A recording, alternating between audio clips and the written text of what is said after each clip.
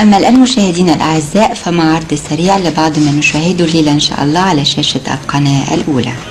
الساعة 7:10 بنلتقي بالحلقة رقم 11 من مسلسل بوجي وطمطم من إخراج رحمي. الساعة 7:30 تقريبا بنلتقي بالحلقة رقم 21 من مسلسل ألف ليلة وليلة إخراج فهمي عبد الحميد. الساعة 8:48 بنلتقي بالحلقة 10 من المسلسل العربي المحروسة 85 من إخراج محمد فاضل.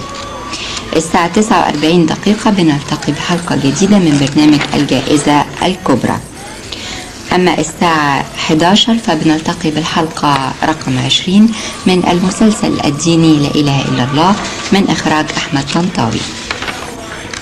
أما سهرتنا الليلة مشاهدينا الأعزاء فبنقضيها مع الفيلم التلفزيوني من فضلك وإحسانك، قصة نجيب محفوظ، سيناريو وحوار رؤوف توفيق، بطولة صلاح ذوالفقار، هدى سلطان، هشام صالح سليم، ومن إخراج ناجي أنجلو. أسعد الأوقات مع فقرات وبرامج الليلة على شاشة القناة الأولى.